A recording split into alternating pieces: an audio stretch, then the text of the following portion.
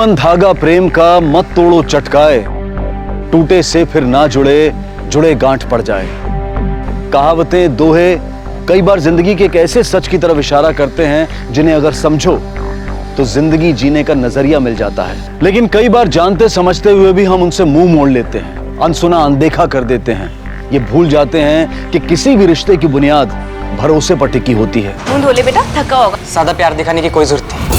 रिश्तों की इमारत को मजबूत बनाने के लिए जरूरत होती है भरोसे की। मेरे जीते जी तुम्हें मेरी प्रॉपर्टी का एक छोटा सा टुकड़ा भी नहीं मिलेगा। और जब ये भरोसा टूटता है तो पैदा होती हैं गलतफहमियां। मैंने एक बार भी उनकी आंखों में मेरे लिए प्यार नहीं देखा। और कई बार ये गलतफहमियां अपराध का रूप ले लेती हैं।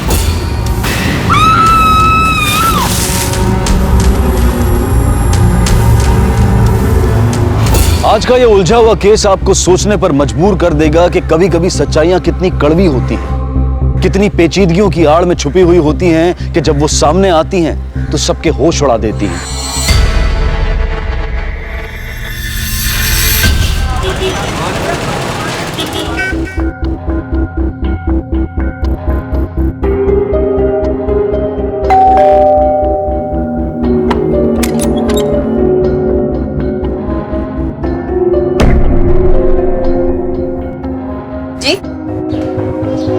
नमस्ते।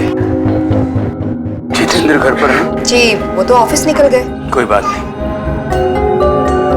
आए तो कहिएगा नंदलाल मिश्रा वापिस आ गए। अब तो मुलाकात होती रहेगी। नमस्ते। हाँ, नाम याद रहेगा ना? नंदलाल मिश्रा। बताना ना भूलिएगा।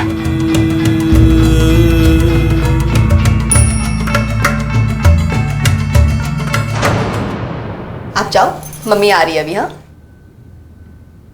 ध्यान कहाँ है आपका? मैं कुछ बात कर रही हूँ। आपको पता है, बुजुर्ग इंसान था लेकिन बहुत ही अजीब था। वो है कौन? क्यों आ रहा है बार बार मिलने?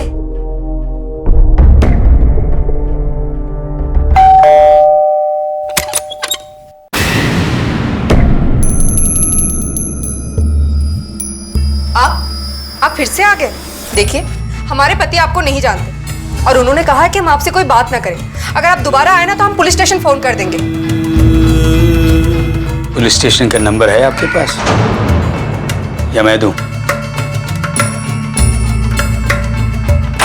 बाप रे, मैं तो डर ही गई। आपको पता है, मैंने उसे पुलिस की धमकी दी तो कहता है कि नंबर है या दूं। बहुत ही अजीब इंसान है वो। आखिर आप बताते क्यों नहीं है? कौन है? क्यों बार बार आता है हमारे घर? नाम याद रहेगा ना? हाँ, नंदलाल मिश्रा नाम बताया अपना। कहा कि बोल देना वापस आ गया है। मुझे तो डर लगने लगा है अब। आप एक काम क्यों नहीं करते? आप जाके उससे बात करो ना, आखिर पता तो चले कि कौन है, क्यों आ रहा है बार बार। निकल यहां से। बापू ने कहा है, अगर कोई एक गाल पर मारे दूसरा सामने कर दो। साले बुड्ढे, तू चाहता है या? क्या करोगे? जला दोगे? जान से मारोगे? खून कर सकते हो तो 2 थप्पड़ मारने में क्या हर्ज है? ये रहा मेरा गाल, मारो। हाथ क्यों रुक गए? तुझसे बहस नहीं करना चाहता मैं। निकल जा यहां से।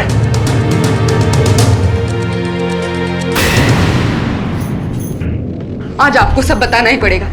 हत्यारा क्यों कहा उसने आपको? और आप खून कर सकते हो, इसका क्या मतलब है? देखिए, मुझे बहुत डर लग रहा है।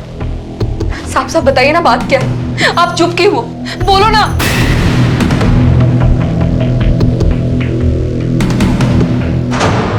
भैया, ये 2 समोसे देना है। वो हरी वाली चटनी है, ज्यादा तीखी वाली बांध देना। कुशल्या को हरी चटनी बहुत पसंद है। इतने साल हो गए समोसे खाए हुए, समोसों का स्वाद भूल गई होगी बेचारी।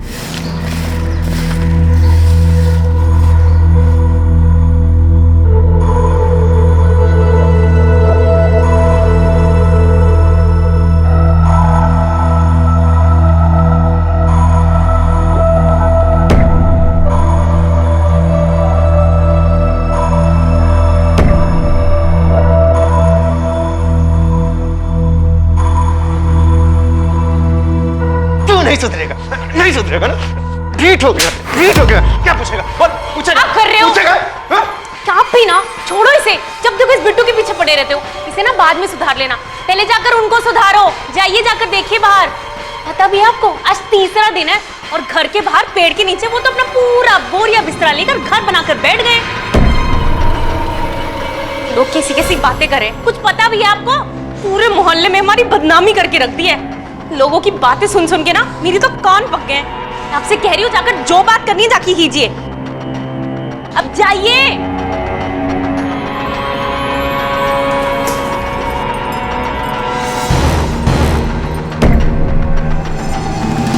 अरे ये क्या कर रहे हो? क्या कर रहे हो? ये चुपचाप तो रह रहे हैं हम लोग। जीना मुश्किल कर दिया है हमारा। तुम्हें रहने के लिए यही जगह मिली है। चल बुढ़िया निकल निकल। अपने पति को समझा ले, ज्यादा नाटक ना करे वरना। हमें जो समझाना था वो हमने समझा दिया, बाकी बुढ़े को तुम समझाना। हमारे मोहल्ले में खूनियों के लिए कोई जगह नहीं है, समझ गए?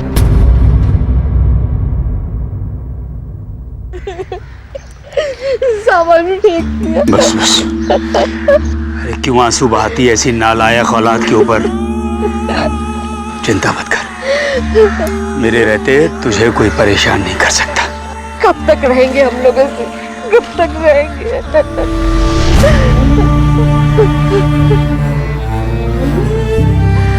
तब तक जब तक हमें न्याय नहीं मिल जाता, तब तक जब तक मैं उनसे उनका सुख चैन नहीं छीन लेता जिन्होंने हमसे हमारी जिंदगी के 10 साल छीने।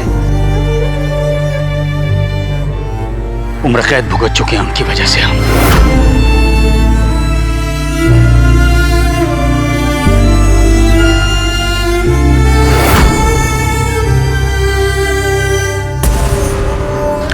शांत रह तू। ले समोसे खा, तेरी मनपसंद तीखी चटनी के साथ लाया हूं।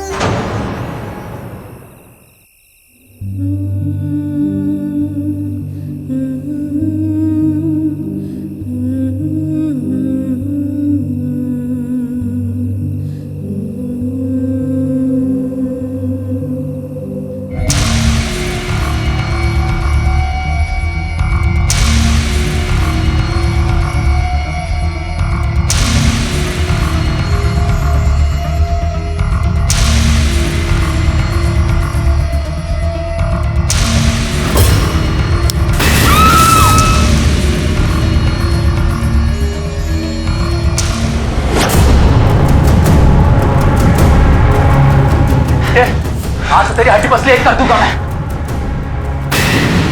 क्यों पीछे पड़ा मेरे?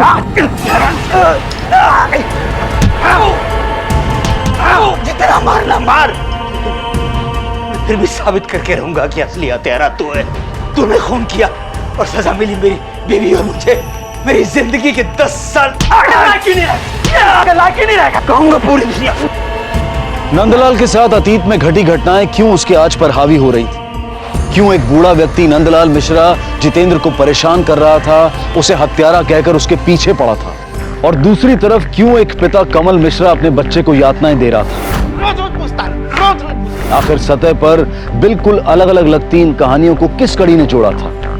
सच पर से अभी कितनी परतें उठनी बाकी थी? तू ना हाथ मुंह धो ले बेटा, थका होगा। ज्यादा प्यार दिखाने की कोई जरूरत नहीं, सब समझता हूँ। मगर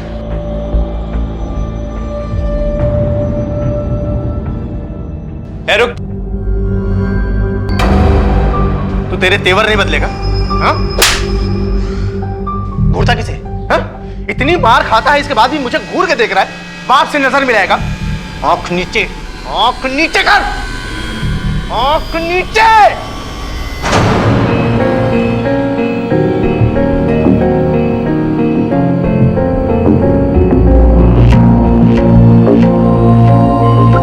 दादी, दादी, दादी, क्या कर रहे हो? छोड़ो उसे। क्या कर रहे हो? छोड़ो बेटू, चाय से क्या कर रहे हो? जान ले लोगे क्या उस बेचारे की? इसकी तो जान ही ले लूंगा मैं इसकी। छोड़ो ये सब, बाहर देखो क्या तमाशा हो रहा है। प्रणाम दादी। जुग जुग जी मेरे बच्चे। ये क्या माँ जी, आशीर्वाद भी। हम लोग को बताया भी नहीं। हम लोग क्या इतने पराये हो गए? आप चलिए हमारे साथ। हमारे होते आप यहाँ नहीं रहेंगे, चलिए आप। पुरानी बातें को भूल जाओ अम्मा, चलो हमारे साथ। चलिए आप हमारे साथ, चलिए।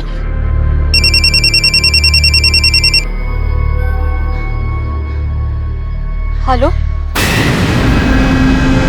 क्या? हे राम। माँ जी, ये क्या लगते हैं आपके? जी, मैं इनका बड़ा बेटा नीलेश हूँ। अरे तो जरा समझाइए इनको, वो जितेंद्र गुप्ता से क्यों झगड़ा मोल रहे, क्यों फालतू में परेशान कर रहे हैं उनको, समझाइए।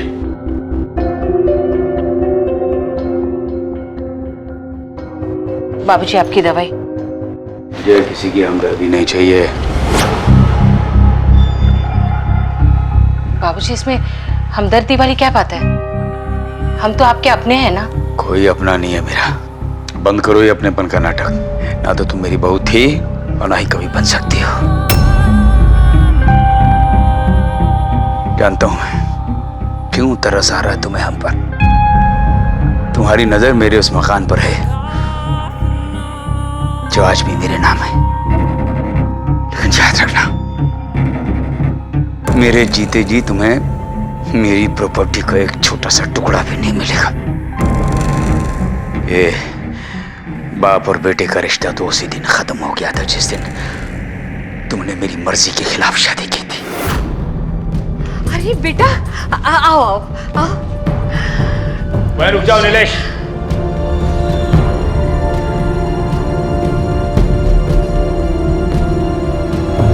उस घर के दरवाजे तुम्हारे लिए आज से बंद। पर बाबूजी, सफाई देने की कोई जरूरत नहीं है। मना किया था ना मैंने, नहीं माने ना तुमने मेरी बात। अरे यही लड़की मिली थी शादी करने के लिए। अपनी जात में लड़कियों की कमी पड़ गई थी क्या? सुनिए, आशीर्वाद तो देने दो बच्चों को। कौशल्या, अगर तुमने इसके सर पर हाथ रखा तो मेरा मरा मुंह देखोगी। निकलो तुम लोग यहां से। अब हमारी चिता को आग लगाने में मत आना, समझे? तो खड़े देख क्या रहे हो? जाओ यहां से, जाओ, निकलो, जाओ। चलो कविता।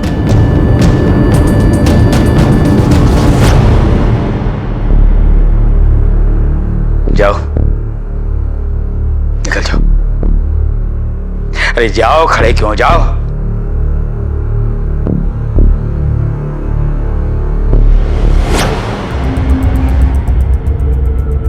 वकील साहब, और कितना समय लगेगा? अरे नीलेश जी, परेशान मत होइए, ये प्रोसेस बड़ा कॉम्प्लिकेटेड होता है। वकील साहब, समय हाथ से निकलता जा रहा है, अगर जल्दी कुछ किया नहीं तो। अरे नीलेश जी, चिंता मत कीजिए, ये जमीन जायदाद प्रॉपर्टी कहीं भागा थोड़ी जा रहा है, ये सब आपका ही हो। नंदलाल मिश्रा और उनकी पत्नी कौशल्या न जाने कितने तूफानों से गुजर रहे थे। अपने अंदर न जाने कितनी आग समेटे हुए थे। उन पर न जाने कितने गंभीर आरोप लगे थे। क्या नंदलाल और कौशल्या को इस आरोप में फंसाया गया था? क्या जेल से बाहर आने के बाद जितेंद्र का पीछा कर नंदलाल कुछ हासिल करना चाहता था?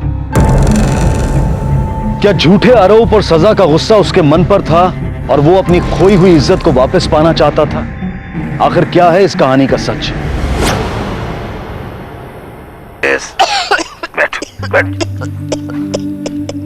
ये क्या हालत हो गई तुम्हारी? क्या बताओ? मुझे संभालते संभालते खुद बीमार पड़ गई। ये तुम कुछ खा लो, फिर दवाई देता हूँ मैं।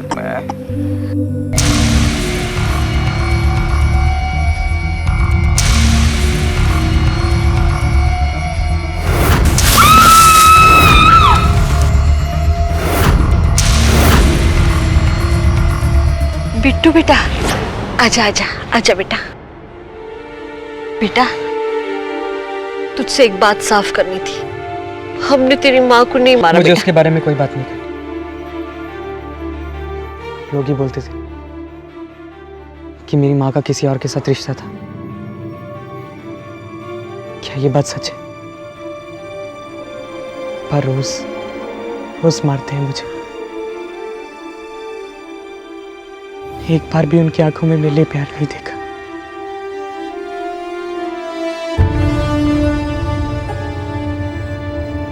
क्योंकि मैं उनका बेटा नहीं हूं ना, और वो तो सौतेली माँ भी ले। एक चम्मच बस बेटा, बस एक चम्मच। हाँ मैं नहीं खाऊंगा। क्या हो रहा है? देखिए ना, ये कुछ भी नहीं खाता। क्यों रे? अपनी माँ को तंग करने में बड़ा मजा आता है? ये मेरी माँ नहीं है। तुम्हें कौन को नीचे दिया है? मुझसे एक बार भी नहीं पूछा कि बेटा तेरा स्कूल कैसा चल रहा है, मार्क्स कैसे आ रहे हैं तेरे। मतलब तो यही है ना कि मैं उनका खून नहीं। प्लीज दादा दादी, प्लीज मुझे बता दो मैं किसके औलाद हूँ। दादी दादा प्लीज मुझे बता। दादी कुछ तो बता। कैसी बातें कर रहा है ये, देखो। पता है, मेरे दोस्त मोहल्ले वाले सब चिढ़ाते हैं मुझे, बोलते हैं तेरा बाप कौन है। क्या जवाब दूं मैं? अगर वो मेरा बाप नहीं है तो उसने मुझे घर पे क्यों रखा?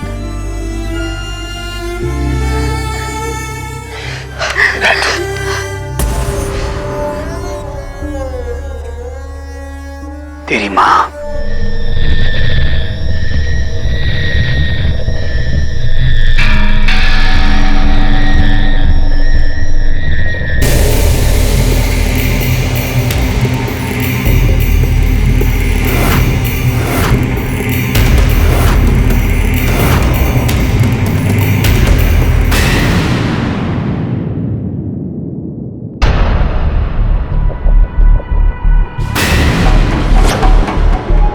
कहाँ है बॉडी?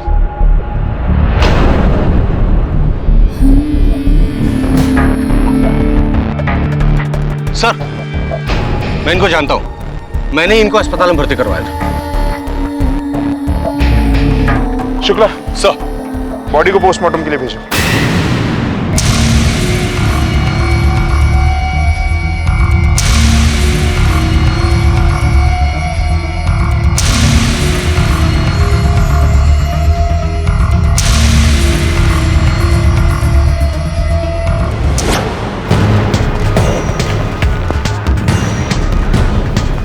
लो।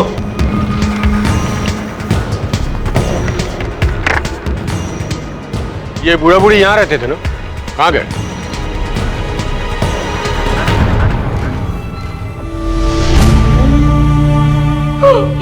बाबूजी, बाबूजी, हमारी अपने आप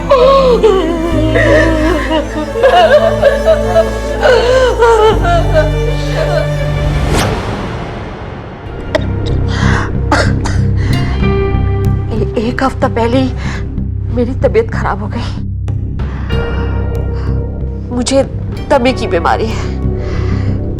मेरी हालत उनसे देखी नहीं गई और वो अपना अहंकार छोड़कर मुझे लेकर नीलेश के घर रहने आ गए। लेकिन दिल से उन्होंने कभी भी दोनों को अपनाया नहीं। कौन मार सकता है आपके पति को? आपको शक है किसी पे? बदला लेना था अपने बाप से। बदला? किस बात का बदला साहब? उन्होंने तुम्हारी पहली पत्नी को मारा था। जब उससे कोई रिश्ता ही नहीं था साहब, तो बदला किस बात का लेना? तो फिर कुंडली जमा के क्यों बैठे थे उनके घर पर? सच तो ये है साहब कि हमारे बाबूजी ने हम दोनों को घर से बाहर निकालने के लिए कोर्ट में केस डाला है। इसी बात का झगड़ा है हम दोनों के बीच में, और कुछ भी नहीं साहब, बस इतना ही। घर हासिल करने के लिए तुम दोनों ने जान ले ली? नहीं सर, मैं मानती हूँ कि हमने उन्हें घर के अंदर नहीं आने दिया, लेकिन ये सब हमने नहीं किया। सर, हम इतने भी बुरे नहीं हैं, बल्कि जीना हमारा मुश्किल हो गया था उनकी वजह से। हमने किसी की जान नहीं ली है। क्या सच है क्या झूठ, ये हम तुम्हारे हलक से निकलवा लेंगे। सच को कब तक छुपाओगे तुम? सच यही है सर, हमने उन्हें नहीं मारा, हम लोग खूनी नहीं हैं। नफरत थी अपने बाप से, लेकिन इतनी भी नहीं कि मैं उसकी जान ले लूं। मरते मरते भी हमें फंसाकर चले गए। पता नहीं किस जन्म का बदला ले रहे थे। सर, नंदलाल के पोस्टमार्टम रिपोर्ट के मुताबिक उनका मर्डर 3 दिन पहले रात को, लेकिन उस समय कमल और कुसुम के मोबाइल के लोकेशन उनके घर की है। कहीं इन दोनों ने किसी और को सुपारी तो नहीं दी? हो तो ये भी सकता है कि दोनों ने जानबूझ के अपने मोबाइल घर पे छोड़े हो। कमल और कुसुम दोनों के बैंक डिटेल निकलवाओ। शुक्ला, उस वक्त ये जितेंद्र कहाँ था? इस जितेंद्र से भी मिलना होगा। सर, नंदलाल ने जितेंद्र पे अपनी बहू के मर्डर का आरोप लगाया था। उसका कहना था कि जितेंद्र का उसकी पहली बहू के साथ चक्कर था। और जेल से आने के बाद नंदलाल ने जितेंद्र को तंग करना शुरू कर दिया था, जीना हराम कर रखा था उसका। जितेंद्र ने एफआईआर की थी कि नंदलाल उसे हैरेस करता है।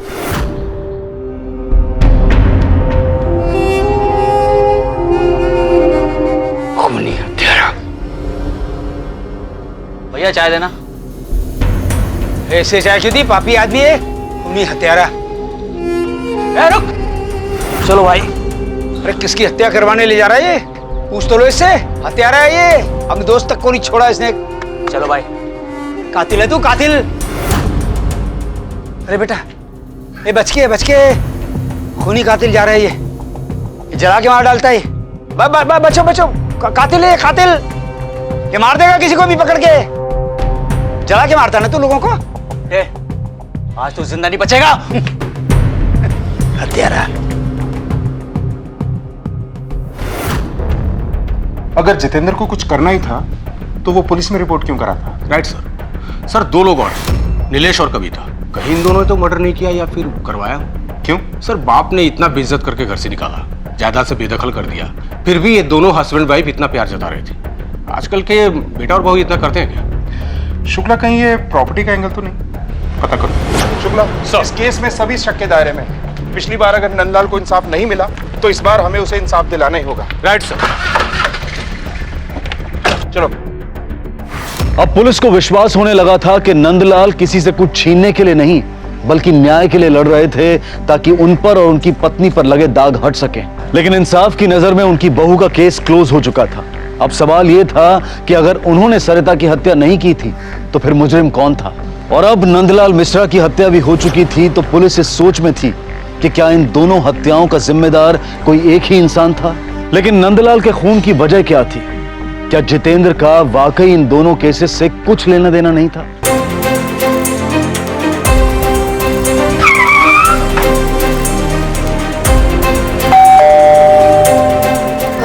सर, आप लोग? जितेंद्र कहाँ है?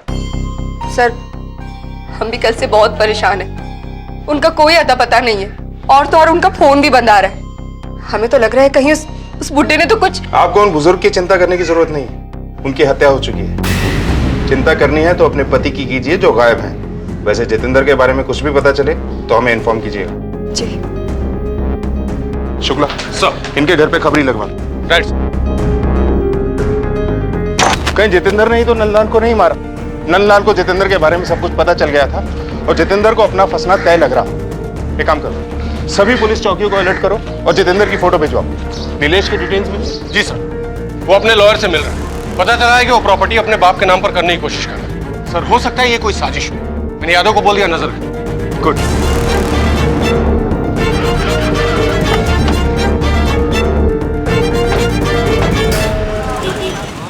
देखिए, लड़के की कंडीशन बहुत सीरियस है। 60% जल चुका है, इसलिए फिलहाल कुछ कहना बहुत मुश्किल है। फिर भी हम ट्राई कर रहे हैं। एक्सक्यूज।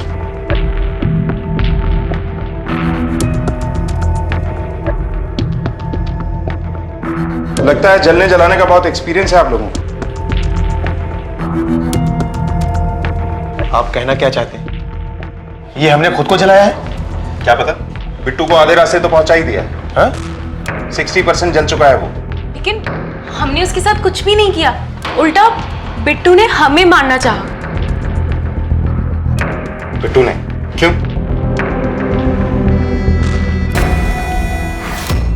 अरे यार, क्या पार्टी थी। मुझे तो बिल्कुल सच में उसका डांस तो मतलब कमाल का था। किसी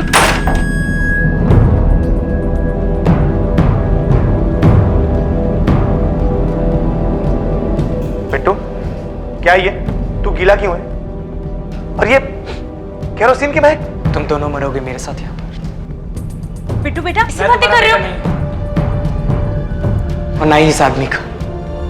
तुम दोनों को पता चलेगा कि रोज रोज जलना कैसा। ये क्या कर रहे? छोड़ से, रुक जा। बिट्टू नहीं। बिट्टू ने ये सब हमें सजा देने के लिए किया। वो अपने पिता से नफरत करता है और हमेशा से इनसे गुस्से में ही बात करता है। उसे ऐसा लगता है कि ये उसके असली पिता है ही नहीं और उससे जरा सा भी प्यार नहीं करते। ऐसी कहानियां बहुत सुनी है हम लोगों ने। इस पर भरोसा करें। कौन सच्चा है? सर हो सकता है बिट्टू ने ही अपने दादाजी को मारा हो और फिर गिल्टी फील करके खुद को मारने की कोशिश की। लेकिन फिर वो कमल और कुसुम को क्यों जलाए? राइट।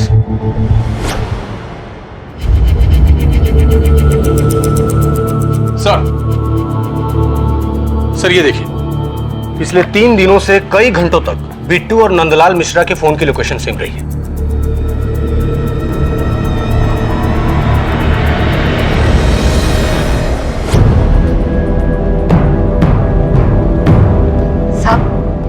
बिट्टू के इस हालत का जिम्मेदार मैं और मेरे पति थे।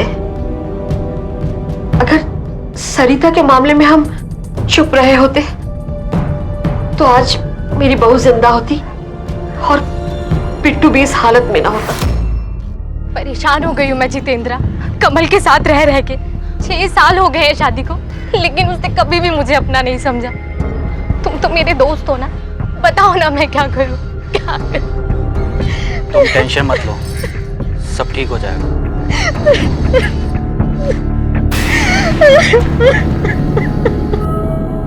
सब पता मुझे, ये छुप छुप कर मिलना, ये फोन पर बातें करना। अरे हमें तो लगा था अच्छे घर की लड़की हो, ऐसी घटिया हरकतें करने वाली चालू लड़की नहीं हो। पता नहीं किस मनोज घड़ी में ये रिश्ता पक्का किया था हमने। बंद करो ये सब, वरना इसका अंजाम अच्छा नहीं होगा। बाबूजी आप गलत समझ रहे हैं। बाबूजी ऐसा कुछ भी नहीं है, मेरा यकीन कीजिए। ऐसा भी तो हो सकता है कि बिट्टू ने अपने दादा की हत्या की हो और उसके बाद खुद को मारने की कोशिश की हो। नहीं, ऐसा नहीं हो सकता। अभी कुछ दिन पहले की ही तो बात है। साले क्या बोला मेरी माँ के बारे में तूने? क्या बोला? बिट्टू बेटा बेटा क्या कर रहा है? मैं छोड़ूंगा नहीं, मेरी बात। बेटा तू रुक रुक, मैं कोई नहीं है। जा बेटा, मुझे जा जा, किसी का रुकना बेटा, रुक। मारना है ना मुझे, मुझे मार। गालियां देना चाहता, मुझे गालियां दे। मैं तेरा गुनाहगार हूँ बेटा। उसने क्या किया? मैंने किया। मैंने सच को नहीं छुपाया ना, तो मेरे सच बोलने की वजह से तुझे सजा मिली है। गलती मेरी है, मैंने तेरे बारे में नहीं सोचा था। मैं इस गलती की सजा दे मुझे। मार बेटा, मुझे मार मुझे। क्या करो दादाजी? मार मुझे, मार बेटा। मुझे माफ कर दो दादा, मैं आगे से ऐसा कुछ नहीं करूँ। बहुत अच्छे हो।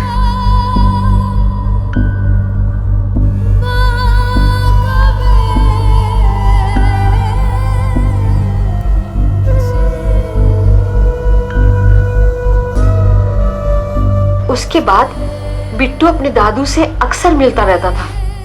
दोनों एक दूसरे से बातें करते रहते थे। बहुत करीब आ गए थे दोनों, बहुत खुश थे वो लोग।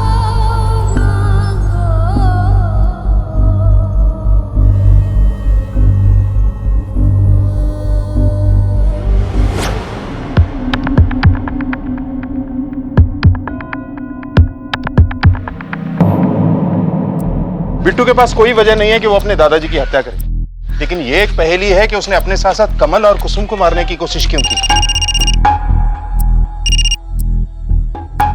हाँ बोलो। ठीक है सर, जितेंद्र एक होटल में छुपा हुआ है। चलो।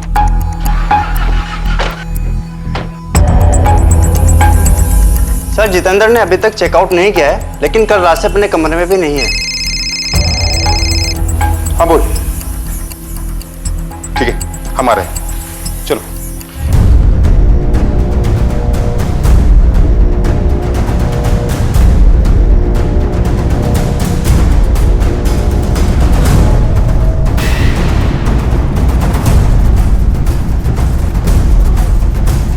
शुक्ला सर, पूरे एरिया को अच्छी तरह से छान मारो।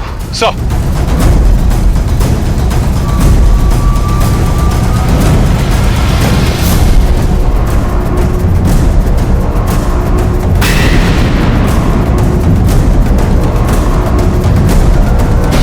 सर, चाकू ये देखिए। शुक्ला सर, बॉडी को ऑटोप्सी के लिए भेज दो। मर्डर चाकू से हुआ है। सोचने वाली बात यह है कि नंदलाल का मर्डर भी चाकू के वार से ही हुआ था। खैर, इस चाकू के फिंगरप्रिंट्स मंगवाओ। सर।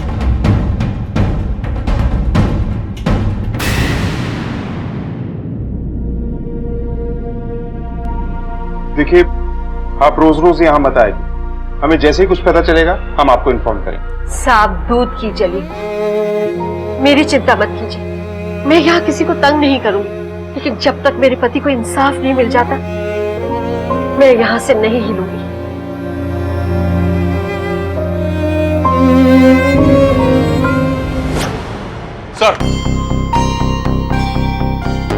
सर, जितेंद्र का कत्ल जिस चाकू से हुआ वही चाकू नंदलाल को भी मारने के लिए यूज किया गया। ये देखिए, और उस चाकू पर जितेंद्र के उंगलियों के निशान भी मिले। और सर, खबरी ने यह खबर दी कि कुछ दिन पहले जितेंद्र ने चाकू खरीदा।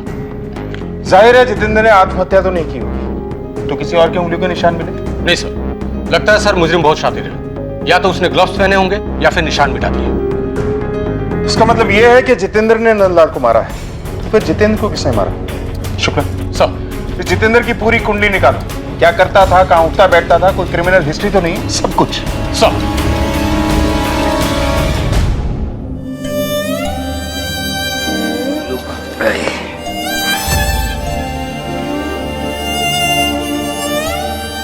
पुरानी बातों का बोझ लेकर कब तक जीते रहेंगे? नई शुरुआत क्यों नहीं करते? वो बात पुरानी कहाँ हुई कुशल्या? उस बात के बाद और कोई बात तो हुई नहीं हमारे जीवन में। उसी बात के बोझ तले तो दब कर जी रहे हैं हम।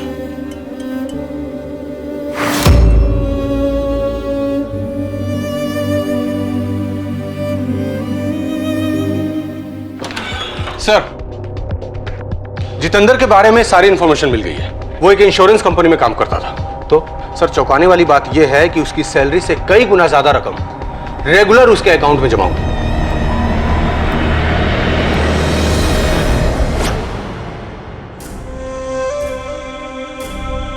सर, हमें कुछ भी नहीं पता। हम आपको कुछ भी नहीं बता सकते। अब तो हमें ऐसा लगता है कि हम उन्हें बिल्कुल भी नहीं जानते थे। 10,000 की सैलरी में इतना कुछ तो नहीं हो सकता। कहां से है ये सब कुछ? वो सर, हमारे हस्बैंड हर महीने घर के खर्चे के लिए ऊपर से 5-6 हजार देते थे, लेकिन हमें नहीं पता कि ये पैसा वो कहां से लाते थे। हाँ, लेकिन मैं हर खर्चे का हिसाब रखी हूँ अपने कॉपी में तारीख के साथ। ठीक है जी।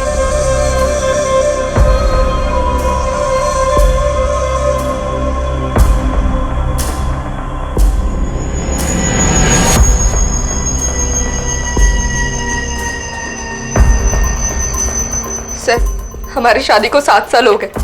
वो शादी से पहले से ही पैसे ला रहे थे, लेकिन ये नहीं पता कि ये पैसा वो कहां से लाते हैं। हाँ बोलो। ठीक है, हम आते हैं।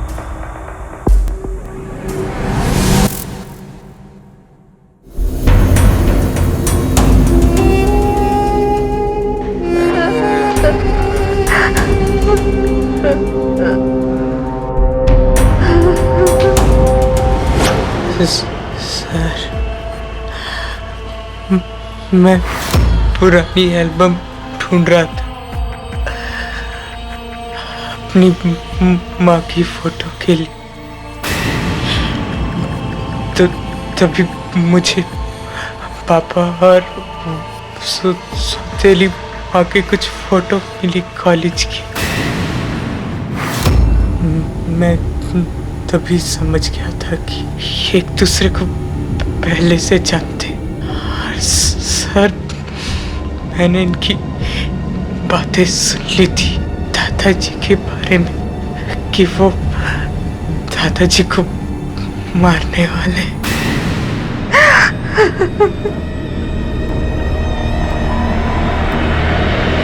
बहुत अफसोस के साथ कहना पड़ रहा है कि हम ये केस सुलझा नहीं पाए,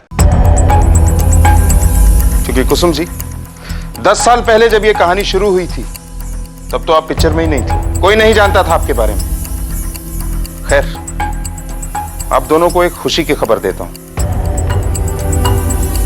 बिट्टू को होश आ गया है और उसने हमसे खुलकर बातें की हैं। उसने हमें बताया कि उसने खुद को मारने की कोशिश क्यों की, या फिर मैं यूं कहूं कि आप दोनों को मारकर खुद को सजा देने की कोशिश क्यों की, क्यों किया ये सब।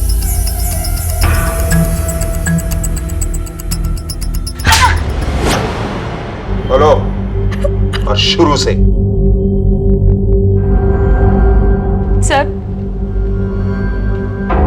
और कमल कॉलेज टाइम से एक दूसरे से बहुत प्यार करते थे, लेकिन जब नीलेश भैया की शादी के बाद बाबूजी ने उन्हें घर से निकाल दिया तो हमें लगा कि वो हमारी शादी के लिए तो कभी नहीं मानने वाले। पहले तो हमारे अफेयर के बारे में किसी को कुछ पता नहीं था, लेकिन जब बाबूजी को सरिता और उसके आशिक में शक हुआ तो हम एक उपाय सोचे।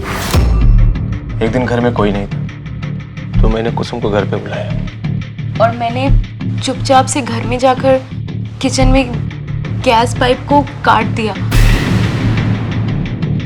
मैं घर से बाहर ही निकल रही थी कि जितेंद्र ने मुझे देख लिया।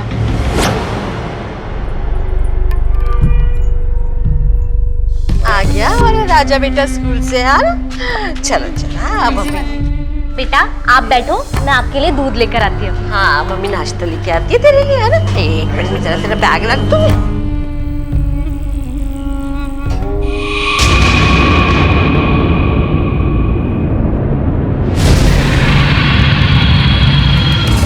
अरे रामेश्वर भाई, अरे रामेश्वर भाई, बहू को मेरी बहू जल गई मेरी। ये रुक रुक तो रुक। जितेंद्र इतने सालों तक ब्लैकमेल करता रहा हमें। तुमने तो अपना भविष्य उज्जवल कर लिया है कमल के साथ शादी करके। कुछ हमारे बारे में भी सोचो। मेरे प्यार की खबर पे तो तुमने अपना घर बना लिया है। अगर मैं मुंह खोलूंगा ना तो सीधा अंदर जाओगी, सोच लो। तो नंदलाल को मारने का काम जितेंद्र को सौंपा था। बाबूजी ने जितेंद्र का जीना हराम कर रखा था और हमें भी डर लगने लगा था कि एक दिन बाबूजी हमसे हमारा सब कुछ छीन लेंगे। इसलिए हमने जितेंद्र को और पैसे का लालच देकर अपना काम करने के लिए तैयार किया। जितेंद्र को डर था कि कहीं वो पकड़ा ना जाए, लेकिन फिर हमारी बातों में आकर वो राजी हो गया। उसने हमसे 10 लाख रुपए मांगे। उसे लगा कि वो बाबूजी को मारकर कहीं गायब हो जाएगा। तो उसने बाबूजी से कहा कि वो सरिता का मर्डर कन्फेस करना चाहता है, उन्हें कुछ बताना चाहता है, और इसी बहाने से उसने बाबूजी को एक सुनसान जगह पर बुलाया। तुझे आज मैं एक चौंकाने वाली बात बताता हूँ। तुझे मिलना था ना अपनी बहू के असली कातिल से, तो देख पलट के देखना।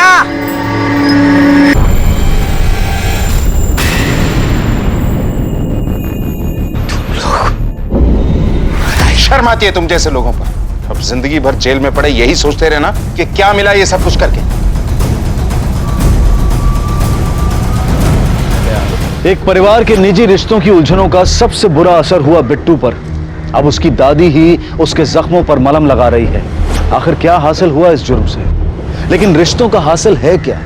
घर, जमीन, जायदाद, रुपए, पैसे, गहने, या फिर जिसका रहीम के दोहे में वर्णन है, प्रेम का धागा, वो हासिल है? क्या बूढ़े माँ बाप हमारी नजरों में उनकी मौत के बाद उनके पीछे छूटी सिर्फ जायदाद है?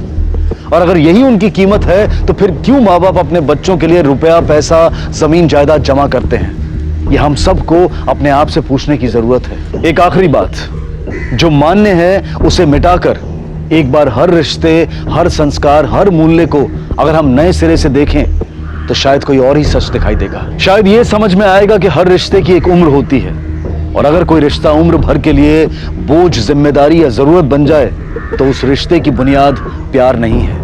इसी विचार के साथ अब मैं अनूप सोनी आपसे विदा लेता हूं। फिर मुलाकात होगी अगले एपिसोड में एक और चौंका देने वाले केस के साथ। तब तक अपना और अपने परिवार का ख्याल रखें और देखते रहें क्राइम पेट्रोल डायल 100। सबक एक को, सीख हम सबको। जय हिंद।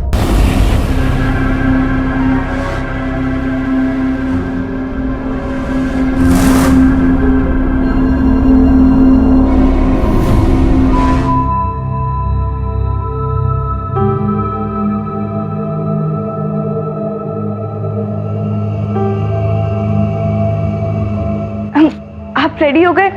माँ, ऑफिस के लिए निकल रहा हूँ। माँ मार्केट गई है, वो थोड़ी देर में। अरे यार, ये माँ को भी अब भी जाना था। मैंने आपके लिए पराठे बनाए। भूख नहीं है। अब दूध तो पीते जाइए। जाते टाइम टोकते नहीं, ये समझ में नहीं आता क्या? एक तो लेट हो रहा है, ऊपर से माँ नहीं है, और तुम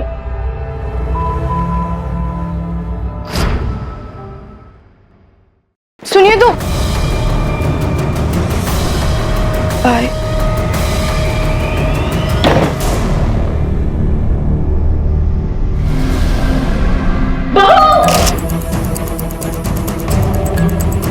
हवलदार, बॉडी को पोस्टमार्टम के लिए भेजो।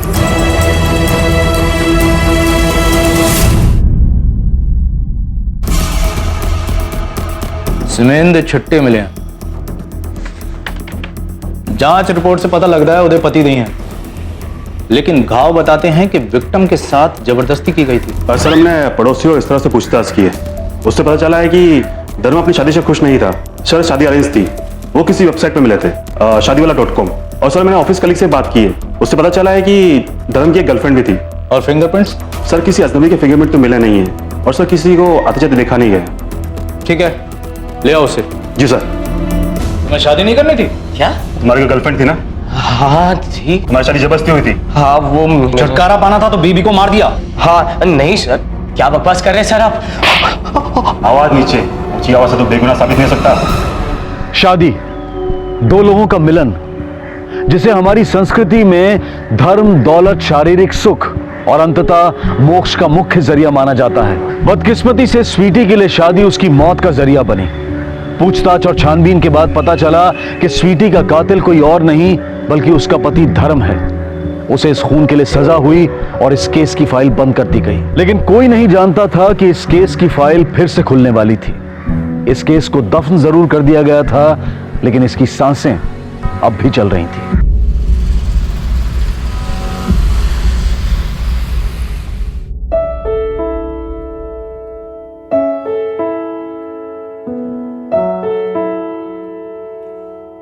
रचना, will you marry me?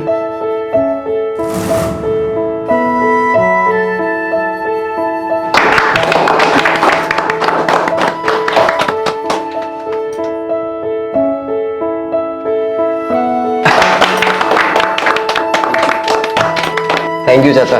बड़े हो जी आप। अब तो हम एक फैमिली बन गए। हाँ, एक हैप्पी फैमिली। जी बिल्कुल।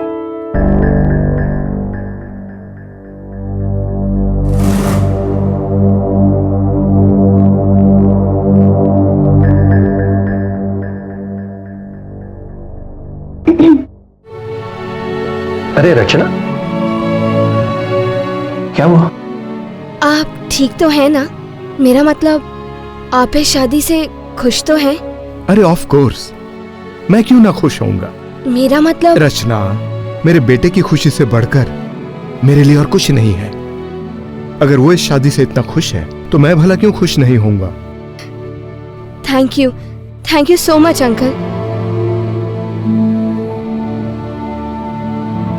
शादी के लिए बस 1 महीना बचा है। वही तो कह रहा हूँ, पूरा 1 महीना।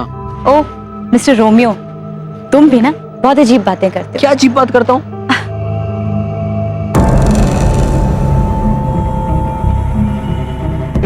घूर क्या रहा है? जाने दो संदीप। घूर क्या रहा है तू? संदीप, संदीप छोड़ो ना, जाने दो ना। तुम्हें मेरी कसम, जाने दो उन्हें।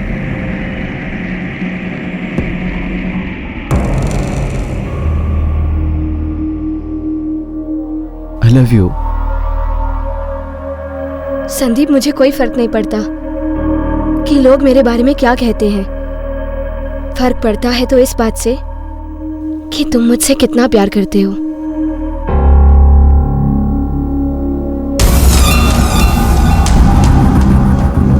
संदीप, वहां कोई है? कहाँ? कोई भी तो नहीं है।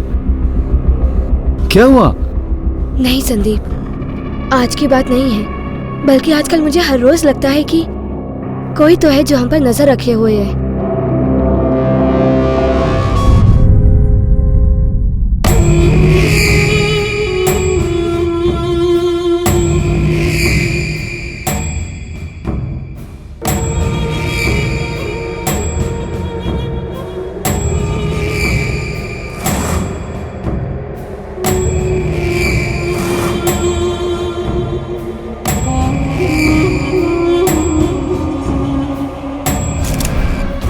सर, आने जाने का एक ही रास्ता है।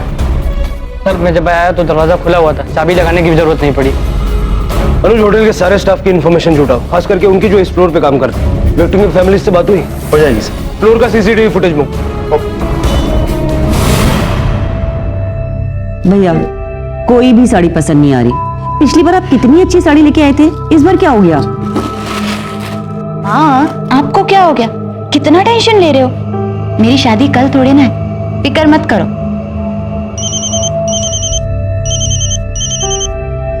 हेलो, शादी कैंसिल कर दो। क्या? शादी कैंसिल कर दो वरना पछताओगी।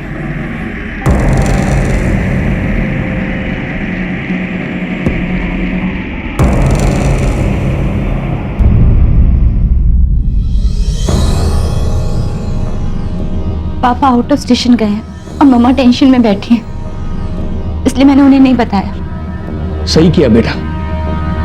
लेकिन हमें पुलिस कंप्लेंट करनी चाहिए। नहीं बेटा, पुलिस को इन्वॉल्व करेंगे तो खामखुआ। लेकिन पापा समझ नहीं रहे। नहीं संदीप, पापा सही कह रहे हैं। हो सकता है कि किसी ने हमारे साथ मजाक किया हो, एक मामूली सी बात हो। खामखा हम पुलिस स्टेशन जाएंगे, कंप्लेंट करेंगे और बात का बतंगड़ बन जाएगा। बेटा, तुम्हें किसी पे शक है जो तुम्हें धमकाना चाहता हो?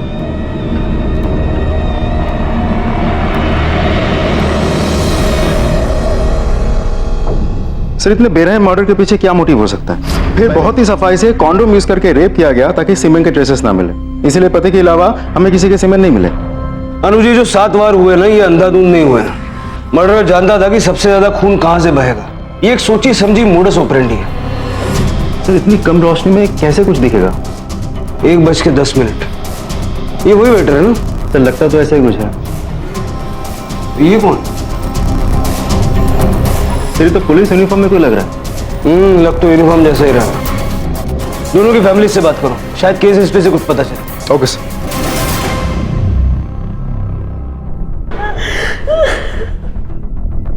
देखिए, हम समझ सकते हैं कि आपके लिए बहुत मुश्किल समय है, लेकिन कातिल तक पहुंचने के लिए हमें आप लोगों की मदद चाहिए।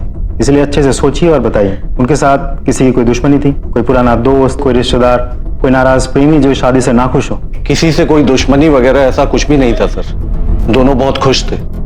देखिए, जिस तरह से मर्डर हुआ है, बहुत ही बुरी तरह से नफरत से मर्डर किया गया है। ऐसा भी तो हो सकता है कि उन दोनों के लाइफ में पहले से ही कोई हो। मोना की लाइफ में ऐसा कुछ भी नहीं था सर। नहीं तो वो वेबसाइट में नहीं जाती जहां वो शिव से मिली थी। कौन सी वेबसाइट? शादीवाला.com। शादीवाला.com। सर, मोना और शिव को मारने का कोई मोटिव नजर नहीं आया। हमने अपनी तरफ से पूछताछ की, पेरेंट्स सही बोल रहे। इससे पहले शिव को छोड़कर उसके लाइफ में और कोई नहीं था। और शिव? एक गर्लफ्रेंड थी, अब शादी हो गई। लाडी, ये जो शिव की गर्लफ्रेंड है ना, उसके हस्बैंड के बारे में इंफॉर्मेशन निकाल। पता कर उसके मन में शिव को लेकर कोई गुस्सा तो नहीं है। लाडी, ये जो वेबसाइट है, ये लोगों को मिलवाने के साथ साथ उनकी शादियां भी ऑर्गेनाइज करता है। यहाँ तक कि हनीमून पैकेजेस भी अरेंज करके देते हैं। तो ऐसा तो नहीं कि कातिल को शिव और मोना के बारे में यहीं से पता चला हो सकता है पैसे लेके इन्फॉर्मेशन बेची गई।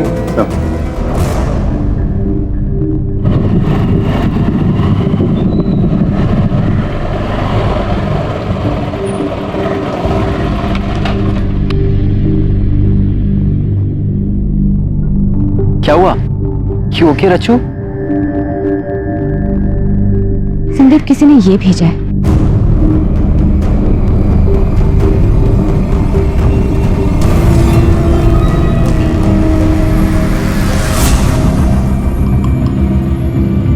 ये तो मेरी एक्स गर्लफ्रेंड है। बहुत पुराने पिक्चर्स हैं। पिछले 3 सालों से मैं कभी उससे नहीं मिला, मेरी तो बात भी नहीं हुई उससे। इट्स ओके बाबा, मैं तो बस तुमसे ऐसे ही पूछ रही थी। Thank God. तुम इतना डर गए थे? रचना, मैं नहीं चाहता कि हम दोनों के बीच कभी भी कोई प्रॉब्लम हो। I really love you. I know बाबा। क्या हुआ? हम लोग हंस तो रहे हैं, लेकिन ये सीरियस बात है यार। ये सब कोई तो है जो हमारी शादी तोड़ना चाहता है। वो कौन था जो रचना और संदीप की शादी तोड़ने पर तुला था? जो रचना को डरा रहा था, धमका रहा था?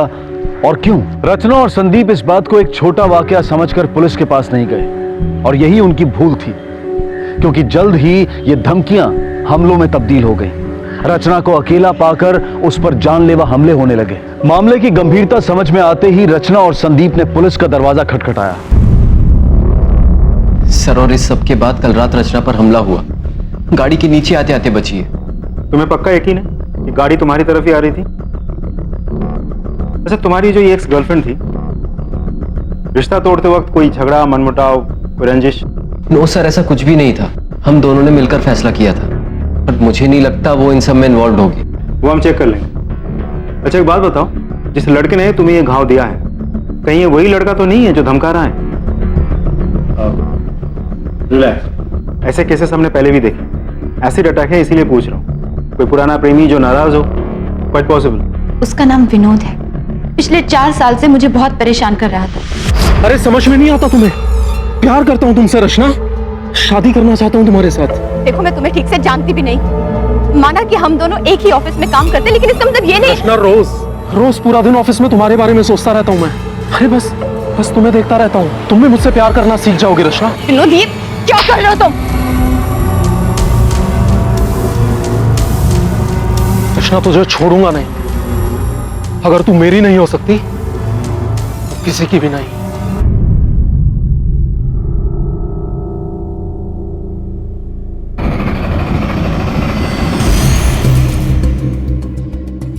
वो तो अब जेल में होगा ना? नो सर, जेल में था लेकिन 6 महीने पहले ही छूट गया। सर मुझे समझ नहीं आ रहा है, रचना की जिंदगी बर्बाद करने के बाद भी उसे सिर्फ 3 साल की सजा हुई। सर मैंने कंफर्म किया, विनोद वाकई 6 महीना पहले छूटा है। फिर तो छूटते ही धमकियां देना शुरू कर देता। 5 महीने रुका क्यों? बेसिकली 1 महीना पहले ही शादी फिक्स्ड हुई, शायद इसीलिए। एसिड अटैक की विक्टिम है राठी, बार बार इस तरह धमकियां मिलना सीरियस मैटर। प्रायोरिटी पे हैंडल। और मैं कल फरीदाबाद जा रहा हूँ। वो जो वेबसाइट है शादीवाले.com, उनका ऑफिस है फरीदाबाद में। देखते हैं डबल मर्डर केस के बारे में उनसे क्या इंफॉर्मेशन मिलती है। Okay sir.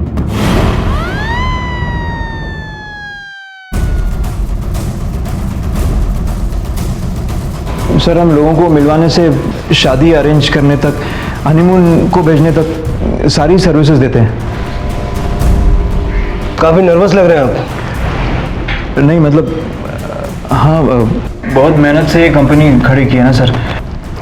इस मर्डर के चलते कंपनी बंद ना हो जाए तो टेंशन तो होगा ही ना सर। और एक्चुअली ये दूसरी बार हुआ है ना हमारे यहाँ आए हुए नई शादी हुए जोड़े का मर्डर, वो भी 1 महीने के अंदर अंदर। कौन से केस की बात कर रहे हैं? वो धर्म और स्वीटी सेठ, वो बीच वाले की फोटो। इन दोनों का भी मर्डर हुआ? दोनों का नहीं सर, सिर्फ वाइफ का। 7 बार वार किया सर। रेप भी हुआ था सर, वो हस्बैंड ने, मतलब धर्म ने किया था। अब तो जेल में है वो। अरविंद जी, मुझे स्वीटी और धर्म और मोना और शिव, इन दोनों कपल्स की सारी डिटेल्स चाहिए। Yes yes of course sir, मिल जाएगी।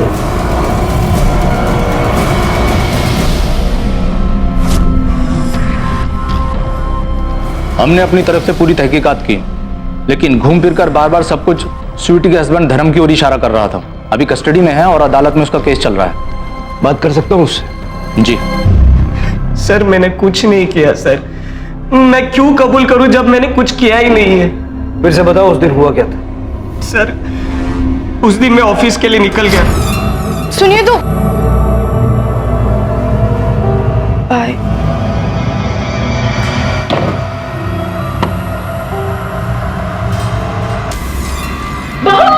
बस इसके अलावा कुछ नहीं पता है सर। मैंने सचमुच उसको नहीं मारा सर। प्लीज सर आप मुझे बचा लीजिए सर, प्लीज।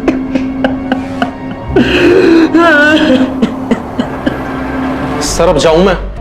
मुझे जो कुछ भी मालूम था मैंने आपको सब कुछ सच सच बता दिया। सर अब और क्या? बैठ जा चुपचाप। सर बट ये दिस इज हैरेसमेंट सर। मैं आपको बोल चुका हूं कि मेरा उस लड़की से कोई लेना देना नहीं है। हैरेसमेंट? ये सब तुझे हैरेसमेंट लगता है?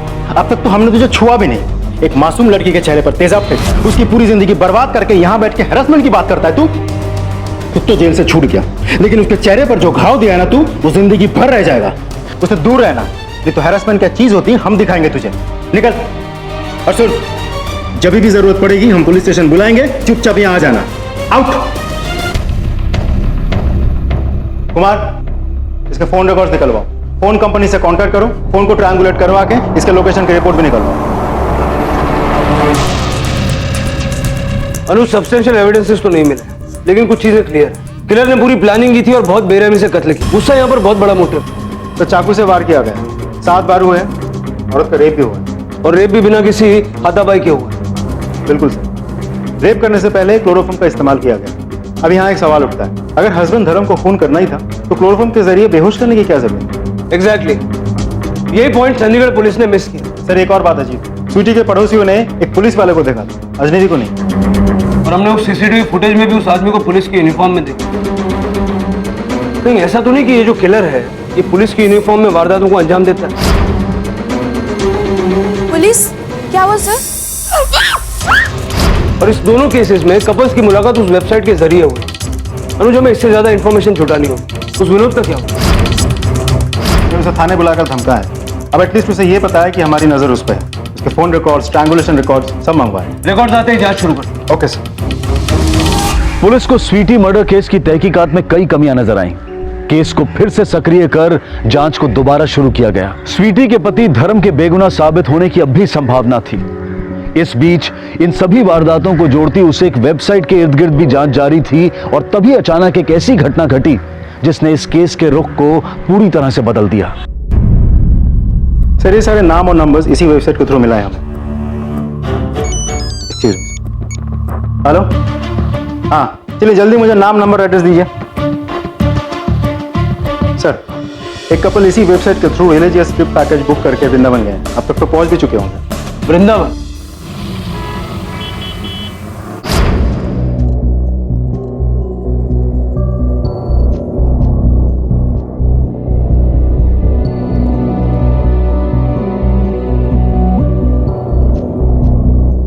हाँ हाँ आप ही के एरिया में, वृंदावन। कोई अतिथि गेस्ट हाउस है वहाँ, हस्बैंड एंड वाइफ।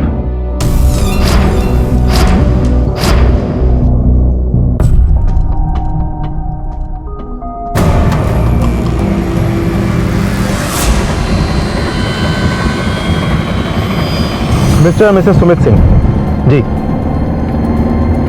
क्या?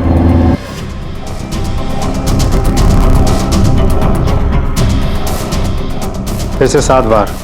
विक्टिम के कपड़े भी बिखरे पड़े हैं। ये संजोग नहीं हो सकता। ये सारे मामले उस मैट्रिमोनियल वेबसाइट से जुड़े, शादीवाले.com। एक ही ढंग से की गई 5 खौफनाक हत्याएं। बेशक ये काम किसी सीरियल किलर का था जो एक के बाद एक अपने शिकार चुनकर उन्हें अपने अनूठे अंदाज में मार रहा था। इसमें कोई शक नहीं कि ये सीरियल किलर है। देखिए हर मर्डर में एक ही पैटर्न है। लेकिन पहले सिर्फ स्वीटी का कत्ल हो, फिर दोनों मामलों में दोनों पति होगा। क्योंकि वो सिर्फ औरतों को ही अपना शिकार बनाना चाहते। 2 मौकों पर उनके पति उनके साथ में थे। औरतों को मारना उसकी जरूरत है और मर्दों को मारना मजबूरी। और ये 7 वार? क्योंकि ये सिर्फ शादीशुदा जोड़ों को ही अपना शिकार बनाता है। मेरे मुताबिक ये 7 वार 7 फेरों से जुड़े हुए। आपका ये जो सीरियल किलर है ये 30 से 40 के बीच की उम्र का कोई अकेले रहने वाला शख्स है। प्यार, शादी में नाकामयाब, धोखा मिला हो शायद, या शायद शादी से चिढ़ोए से। हर रेप के बाद, हर खून के बाद इसे लगता है कि ये और ताकतवर हो गया है। और अपनी इसी इच्छा को पूरा करने के लिए ये उस वेबसाइट से इंफॉर्मेशन जुटाता है। किसकी शादी हो रही है, कौन हनीमून पे जा रहा है। अनुज, इस वेबसाइट के ऑफिस में जितने भी लोग काम करते हैं सब पे नजर रखो और जरा ध्यान से किसी को पता न चले। सीरियल किलर से निपटने के लिए पुलिस को तकनीकी ज्ञान और मौजूदा जानकारी के द्वारा हत्यारे का एक संभावित रेखा चित्र बनाना पड़ता है। इसे क्रिमिनल प्रोफाइलिंग कहते हैं। इसके जरिए संदिग्धों को पहचानने में आसानी होती है और पुलिस हत्यारे से एक कदम आगे रहने की कोशिश करती है ताकि उसके अगले शिकार तक पहुंचने से पहले पुलिस खुद उस तक पहुंच सके। सीरियसली? संदीप? हाँ पापा। अरे सीरियल किलर वो नई नई शादी हुए कपल्स का कत्ल कर देता है। संदीप बेटा तू थोड़ा सतर्क रहना। पापा ये तो न्यूज है और ये कहीं और का है, हमारे से क्या लेना देना। रखो, टेंशन मत लो आप बिल्कुल। लाओ मैं शेरवानी ट्राई करके आता हूँ। वैसे सुनो, कल टाइम पर आ जाना तुम बारात लेकर, नहीं तो तुम तो जानते हो अगर तुम्हें जरा सी भी देर हुई ना तो पापा टाइम के मामले में बहुत बड़े हिटलर हैं। हो सकता है कि उनका मन बदल जाए और फिर हमेशा हमेशा के लिए मुझे अपने पास ही रख लें। नहीं नहीं नहीं नहीं बाबा, मैं रिस्क नहीं ले सकता। आप कहें तो अभी आ जाओ। आउच। रचू, रचू क्या हुआ? You okay रचू? संदीप किसी ने कुछ फेंका है। फेंका मतलब? एक कागज लिपटा हुआ है पत्थर के साथ और क्या लिखा है? शादी करोगी तो मरोगी।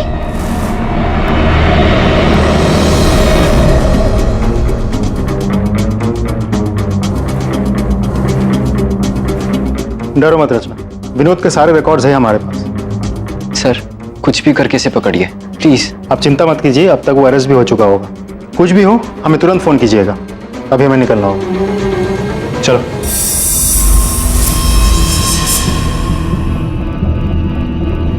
डोंट वरी, सब ठीक हो जाएगा। बेटा क्यों ना हम शादी की तारीख थोड़ी आगे कर दें? मुझे कोई प्रॉब्लम नहीं है मामी जी, जैसा रचू चाहे। रचना तुझे छोड़ूंगा नहीं। नहीं, अब मैं दोबारा उस इंसान को अपनी जिंदगी बर्बाद करने नहीं दूंगी। शादी जिस दिन की तय है उसी दिन होगी। मैं उससे नहीं डरती। क्या कहा था हमने? लेकिन सर मैंने कुछ नहीं किया। आप क्यों मुझे? फिर झूठ। तेरे मोबाइल फोन ट्रैक किया है हमने, जहां जहां रचना ने बताया तू हर उस जगह पर मौजूद था। अब तक फॉलो कर रहा था, अब धमकी भी देने लगा। सर मैं बिल्कुल सच बोल रहा हूँ, मैंने उसका कोई पीछा नहीं किया। तो हमारे पास जो फोन रिकॉर्ड्स है वो गलत है? हाँ सर, किया था पीछा।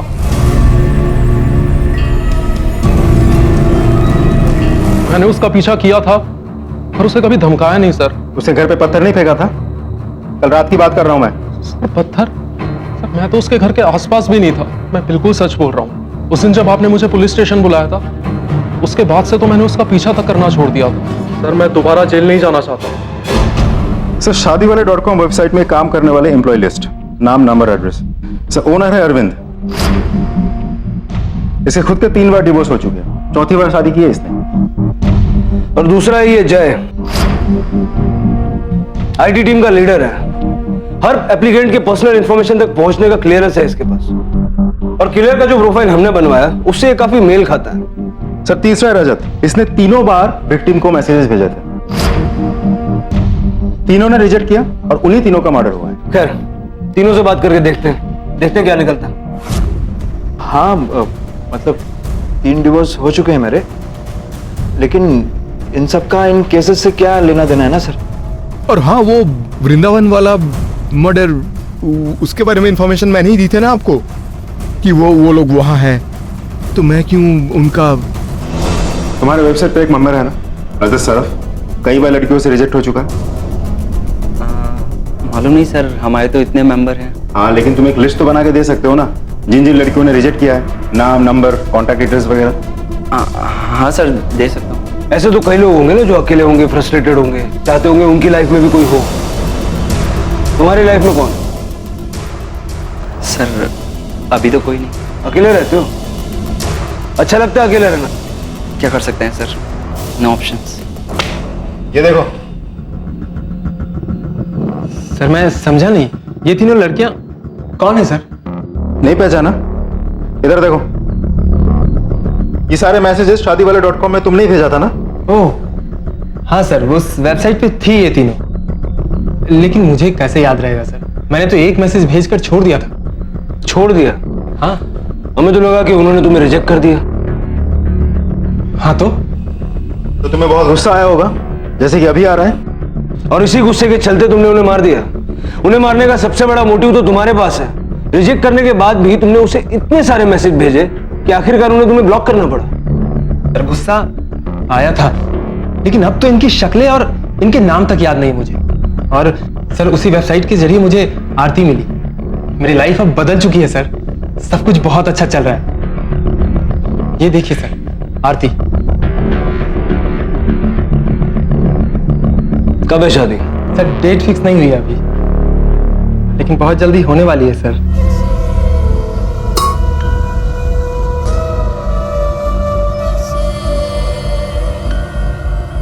वेलकम बेटा।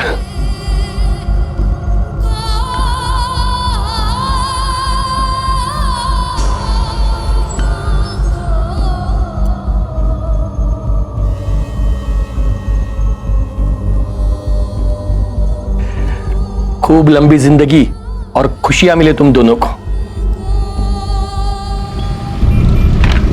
सर इसके मुताबिक तो जब रचना के घर पे हमला हुआ या जब पत्थर फेंका गया था तब तो विनोद वहां था ही नहीं। इसका मतलब विनोद सच बोल रहा है। रचना को धमकाने वाला खुल्ला घूम रहा है। रचना की जान को खतरा है। ये सब छोड़ो, आज मैं ब्रेकफास्ट बाहर से मंगा रहा हूं। वैसे भी मैं फ्रूट्स लाने के लिए मार्केट जा ही रहा था, सोचा तुम दोनों उठ जाओ तो मैं चला जाऊंगा। पापा आप टेंशन मत लीजिए ना, मैं सब संभाल लूंगी। पक्का? बिल्कुल। ठीक है, तो मैं चलता हूँ। हाँ? जी।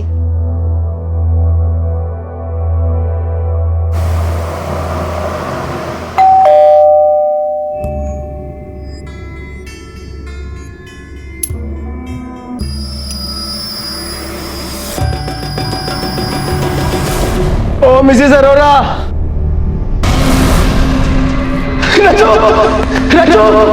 जीवन, सपने, आशाएं, अभिलाषाएं, चुटकी में रचना की जिंदगी का ये दिया बुझ गया। उसे धमकाया गया, लेकिन इसके बावजूद उसने शादी के इस अहम पड़ाव को पार किया। रचना पर हुए एसिड अटैक के बाद वो शादी के इस सपने को भूल सी चुकी थी, लेकिन संदीप ने उसके इस भूले बिसरे सपने को सच कर उसकी जिंदगी में रंग भर दिया। लेकिन दुर्भाग्यवश किसी हैवान ने आकर रचना की ये नई दुनिया तबाह कर दी। कौन था वो? किसने कर दिया? घर के आसपास किसी को आते हुए देखा था? आसपास तो कोई नहीं था और ऐसा कुछ सोचा भी नहीं था। ऊपर से संदीप घर में था तो कोई इतनी टेंशन नहीं थी। अच्छा एक बात बताइए, संदीप और रचना किसी वेबसाइट पर मिले थे? मेरा मतलब है वो मैट्रिमोनियल वेबसाइट हो? नहीं, उन्हें उनके एक दोस्त ने मिलाया था। आपको पूरा यकीन है कि रचना किसी मैट्रिमोनियल वेबसाइट पर रजिस्टर्ड नहीं थी? हाँ, उसने वो शादी वाले वेबसाइट पे मेंबरशिप ले रखी थी। वो लेना नहीं चाहती थी। अमीन ने उसे फोर्स किया था। हमें लगा शायद वेबसाइट में मेंबरशिप लेने के बाद उसकी शादी हो जाएगी, लेकिन जब संदीप उसके जिंदगी में आया, वेबसाइट के थ्रू उसे लड़के देखने की जरूरत ही नहीं पड़ी। सर, रचना की पोस्टमार्टम रिपोर्ट सब कुछ सीरियल किलर केस जैसा ही है, सिर्फ रचना के साथ रेप नहीं हुआ। अनुज, ये कोई कॉपीकैट किलर भी हो सकता है। सर, ऐसा भी तो हो सकता है कि बीच में कोई आ गया हो और सीरियल किलर के पास समय की कमी हो। बाकी सारी चीजें तो सीरियल किलर केस की तरफ इशारा करती हैं। एक बहुत बड़ा फर्क है, रचना शादीवाले.com वेबसाइट पर रजिस्टर्ड ही नहीं थी। याद है उसके माँ बाप ने क्या कहा था? हाँ, उसने वो शादी वाले वेबसाइट पे मेंबरशिप ले रखी थी। यानी रचना वेबसाइट के जरिए किसी से मिली नहीं। ये देखो वो न्यूज आर्टिकल जो सीरियल किलर के बारे में है, इसमें कहीं भी उस वेबसाइट का नाम नहीं है। और यही गलती कर दी हमारे कॉपीकैट किलर ने। सीरियल किलर के सारे पहलू जाने बिना उसने रचना को मारा और इसीलिए उसने रचना का रेप नहीं किया। सर, रचना से जुड़े इतने सारे लोगों से हमने पूछताछ की, इतनी बेरहमी से किसने मारा होगा? इसके पीछे कोई पर्सनल वजह भी हो सकता है कातिल कोई महिला भी हो। अशोक ने बताया था कि वो गली के एंड पे जो फ्रूट वाला है वहां फ्रूट खरीदने गया था 8:30 बजे। सर, और संदीप को रचना की बॉडी मिली 9 बजे, जब वो नींद से जागा। यानी किलर के पास आधा घंटा था और किलर ये भी जानता था कि अशोक को फ्रूट वाले के पास जाकर वापस आने में करीब करीब आधा घंटा लगेगा। मतलब कोई उस पर नजर रख रहा था, प्लान कर रहा था। अनुज, घर के आसपास सब जगह पूछताछ करो। कितने बजे दूध रखकर गए थे? 7:30 के आसपास साहब जी। किसी को देखा था इस घर की तरफ आते हुए? नहीं साहब। सर, मुझे नहीं लगता उनकी किसी के साथ कोई दुश्मनी हो सकती है, लेकिन एक उनके दोस्त हैं मोहन करके, मुझे तो ज्यादा पता नहीं है, आप उनसे बात कर सकते हैं। नो सर, किसी से दुश्मनी होने का तो कोई चांस ही नहीं था। और सर, पत्नी की डेथ के बाद से उसका ध्यान सिर्फ अपने बेटे के पालन पोषण पर ही था। साहब, मैं रोज यहाँ पे ठेला लगाता हूँ, मैंने उस दिन उनके घर के आसपास किसी को नहीं देखा। ये देखो, रचना शादीवाले.com पर तो रजिस्टर्ड नहीं थी, लेकिन एक और वेबसाइट है हमदोनों.com, रचना का रजिस्टर्ड प्रोफाइल। एक और चीज दिखाता हूं।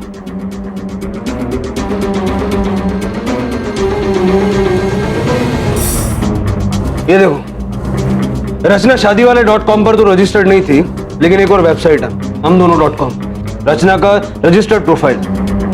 एक और चीज दिखाता हूं।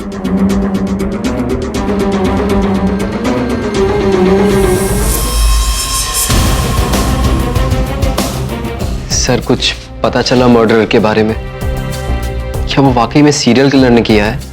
सीरियल किलर की तलाश तो अब भी जारी है, लेकिन रचना का खून किसने किया ये पता चल गया। बेटा संदीप, मेरा मोबाइल देखा तुमने? Mister Ashok, you are under arrest. चलिए। ये क्या कर रहे हैं सर आप? अरे व्हाट्स रॉन्ग विद यू? आप मुझे क्यों गिरफ्तार कर रहे हो? ये तो आप बताएंगे। अपनी होने वाली बहू को इतना धमकाने के बावजूद जब वो आपकी बहू बन गई, आपने उसे मार दिया। पागल हो गए आप लोग। मेरे पापा किसी को क्यों मारेंगे, वो भी रचना को?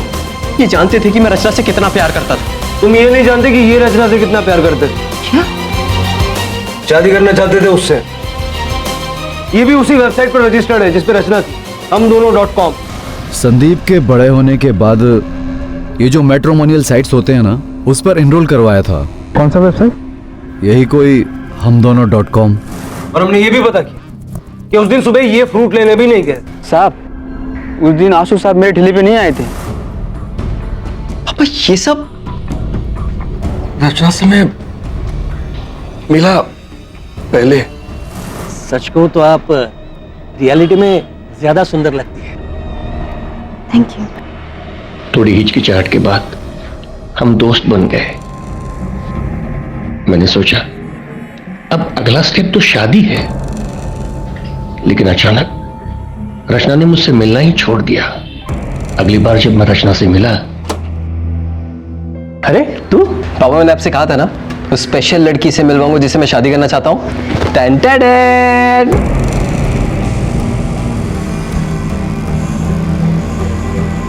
क्या हुआ पापा, आप इसे देख के चौंक क्यों गए? वो क्या हुआ, क्या पूछ रहा है? हाँ? अरे पहले बता दिया होता कि तू आज इसे घर लाने वाला है। हाँ? अरे घर की हालत तो देख। हाँ? ऐसे अचानक उसे लेके पापा रिलैक्स, फॉर्मल क्यों हो रहे हो? बैठो बैठो बैठो। मैं आपकी बहू को आपसे मिलवाने लाया हूं। आप बैठो, इसके साथ बातें करो, चाय मैं लेके आता हूं। I am really sorry. Actually आपको मना करने की हिम्मत ही नहीं जुटा पाई, और मुझे नहीं पता था कि आप संदीप के पापा हैं। मुझे नहीं पता था कि संदीप मुझ जैसी लड़की को, मतलब मेरी जैसी लड़की को कभी शादी के लिए प्रपोज करेगा। तो सब क्यों? मुझसे मिलने की जरूरत क्या थी? मम्मी पापा की वजह से। उन्होंने प्रेशराइज किया था मुझे। देखो, संदीप को इस बारे में कभी पता नहीं चलना चाहिए। गर्मा गर्म चाय संदीप स्पेशल रेडी है। ये लीजिए पापा। नहीं नहीं, आप लीजिए, ये लीजिए। उससे देखा नहीं जा रहा था, सहा नहीं जा रहा था। जिसके साथ मैंने इतने सपने देखे, इतनी प्लानिंग की, वही लड़की अब मेरे बेटे के साथ। और आपने उस किलर की मोडस ऑपरेंडी अपना कर उसे मार दिया। सॉरी बेटा, मुझसे गलती हो गई, मुझे माफ कर दो बेटा, मुझे माफ कर दो। समझ Stop it, पापा। Don't you dare. आपने मेरी पूरी जिंदगी बर्बाद कर दी। प्लीज ले जाइए। चलिए चलिए बेटा, बेटा बेटा प्लीज बेटा। जिंदगी ने जब अशोक के साथ ये अजीब मजाक किया, तब उसके पास विकल्प थे।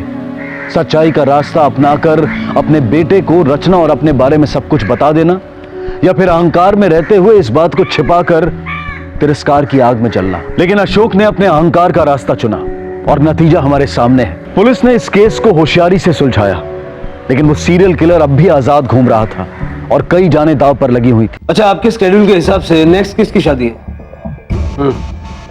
नाम और पता एसएमएस कर दिए। थैंक्स। मुझे नहीं लगता जय सीरियल किलर है। क्यों? क्योंकि वो समलैंगिक है। उसका एक बॉयफ्रेंड है, सालों से दोनों एक साथ रहते हैं। मतलब हम गलत ट्रैक पर थे अनुज। अभी सीरियल किलर को पकड़ने का एक ही रास्ता है, उसे रंगे हाथों पकड़। वो कैसे सर? मैंने अभी अरविंद से बात की, उससे पूछा नेक्स्ट शादी किसकी है। नाम और पता आ जाएगा, उनसे मिल लेते। Okay sir.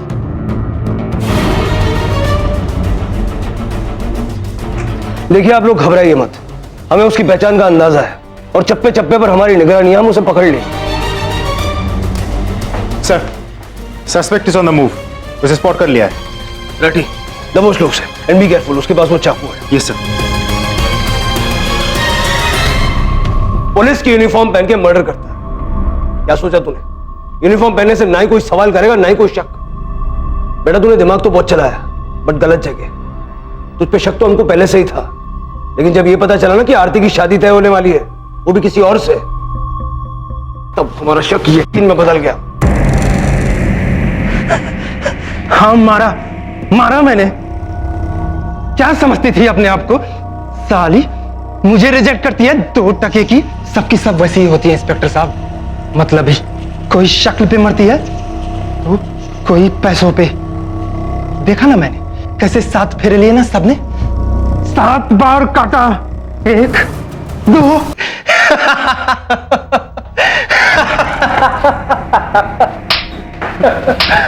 अनुज, इसे मारने से कोई फायदा नहीं, ये दिमागी तौर पर बीमार है। सड़ने तो सारी जिंदगी जेल में। चल चल। क्या कारण था रजत के इस पागलपन का, इस बीमारी का? प्यार, अकेलापन? नहीं, वास्तव में रजत ना इन लड़कियों को अच्छी तरह से जानता था और ना ही उनसे कभी मिला था। इसलिए यह कहना कि वो उनसे प्यार करता था यह गलत होगा। दरअसल जो कुछ भी हुआ उसका जिम्मेदार था अहंकार। नामंजूर किए जाने की वजह से अशोक और रजत दोनों के अहंकार को ठेस पहुंची। जहां इस अहंकार ने रजत का दिमागी संतुलन बिगाड़ दिया, वहीं अशोक को अपने बेटे की पत्नी का खून करने पर मजबूर कर दिया। स्वीटी के पति धर्म को रिहा कर दिया गया और अशोक और रजत को उनके गुनाह की सजा दी गई। लेकिन इस उन्माद में कई मासूम जाने गईं। जिन जवां आंखों में हजारों सपने थे, वो आंखें अपने सपनों को सच होता देखने से पहले ही हमेशा के लिए बंद हो गई। अहंकार एक ऐसा अंधेरा है जो इंसान को निगल कर उसे पूरी तरह से खत्म करने की क्षमता रखता है। इसलिए बेहद जरूरी है कि हम इसे अपने अंदर से मिटाएं। और विश्वास कीजिए, चारों ओर सकारात्मकता फैलेगी और समाज में जुर्म का अंधकार कम होगा। इसी विचार के साथ अब मैं अनूप सोनी आपसे विदा लेता हूं। फिर मुलाकात होगी अगले एपिसोड में जुर्म की एक और कहानी के साथ। तब तक अपना और अपने परिवार का ख्याल रखें और देखते रहें क्राइम पेट्रोल डायल 100।